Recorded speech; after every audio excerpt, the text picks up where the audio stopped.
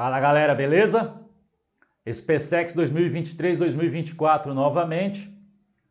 Esta semana, como eu já falei, só questão da SpaceX e o motivo, final de semana agora, dia 22, né? 22, 21, 22, prova da SpaceX. Mas é lógico, é questão de física. Ah, você vai prestar ITA, tudo bem que aqui a questão tem um nível um pouquinho mais baixo que o ITA, mas você vai prestar ITA, você vai prestar FUVEST, você vai prestar Unicamp, Unesp, Unifesp. Essa questão é importante para você também. Tá legal? Então vamos lá, que a lição já sabemos de cor. Só nos resta aprender. Beto Guedes. Lendo a questão. 2 pescadores e um aprendiz estão puxando um barco pelo ponto zero, ó. Tá aparecendo um zero, ao longo de um canal retilíneo localizado em uma região horizontal plana. Você está vendo na figura. Os 2 pescadores e o aprendiz puxam o barco com forças F1, F2 e F3 respectivamente, cujos módulos e direção de F1 e F2 são indicados no desenho. Então você está vendo, ó, força F1 indicada no desenho, 400 N, ângulo de 60. Tá? E a força F2, 320 N, está aqui um pouco atrás de mim, mas dá para ver, né? 30 graus. Todas as forças e o canal estão no mesmo plano horizontal. A intensidade da força F3, vai ser a pergunta, a intensidade, né, da força F3 que o aprendiz deve exercer sobre o barco para mantê-lo em uma direção paralela às margens é... Então eu quero saber como é que eu encaixo a força aí de F3 para que o movimento se dê na direção do canal, ok? Beleza? Aí ele dá aqui o valor de seno, cosseno e etc e tal. Então bora para a resolução. Bom galera, aqui a resolução aqui é simples. Vamos lá. Eu quero manter esse movimento na direção do canal. Então a mínima força que o aprendiz tem que fazer é a mínima força para corrigir esse movimento, para que o barco não saia dessa direção, para que ele não suba na direção de F1 nem de F2. Então o que eu vou fazer? Eu vou projetar essas forças na direção perpendicular ao canal e vou dizer que a força que o aprendiz faz, a mínima força necessária para ele fazer, é aquela que vai manter o barco na direção horizontal.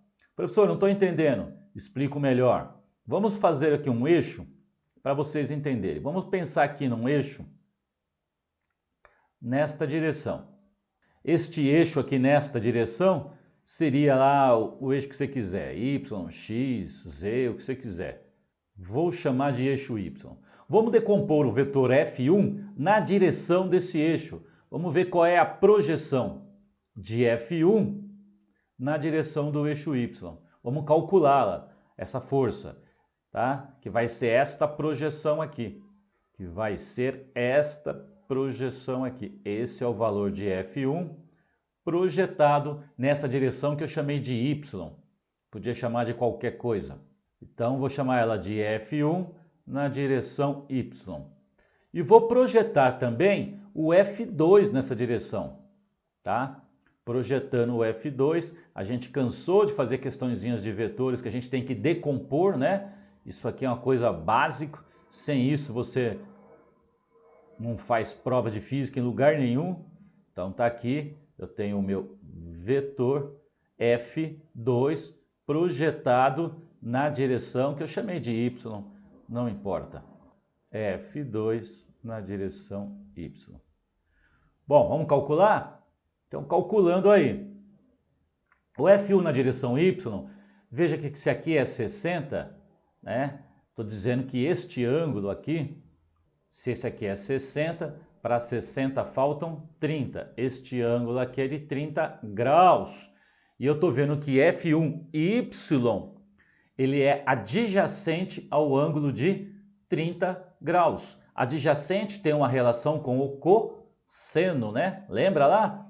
Então eu vou dizer que F1 projetada na direção que eu chamei de Y, qual é o módulo dele? É o valor de F1, que é a minha hipotenusa, vezes o cosseno de 30 graus.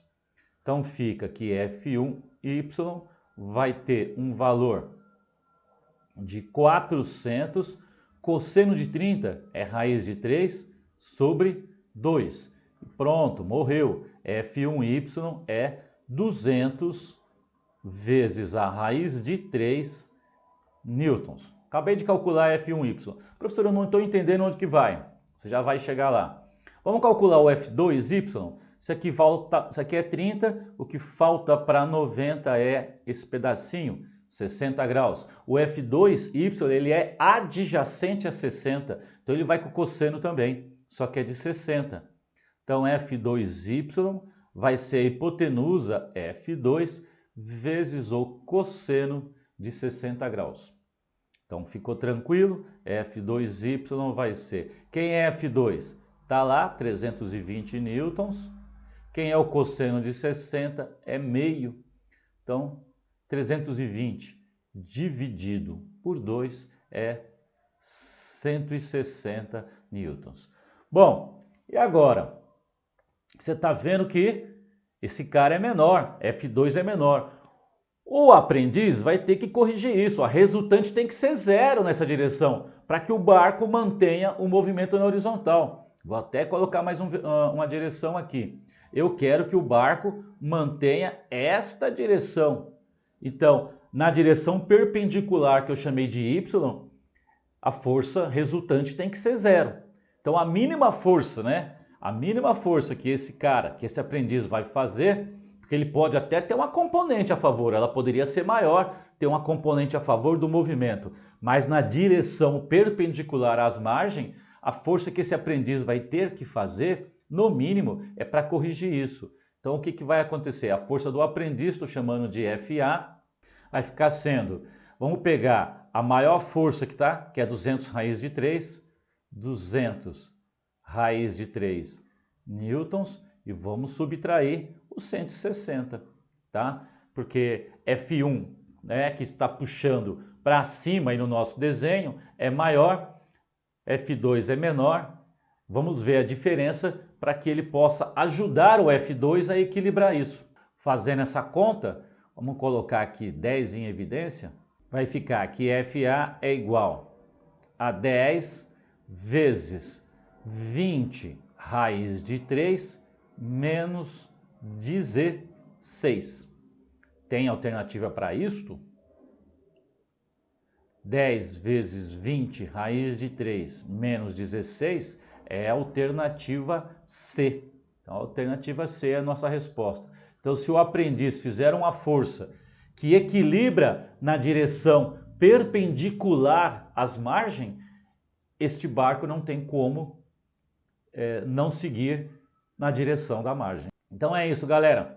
Curte, compartilha, por favor, dá uma força aí, se inscreva no canal, mande sugestões, críticas, que a gente vai ler aí, a gente vai acompanhar vocês. Beleza? Obrigado, valeu, até a próxima questão. Semana SPSEX.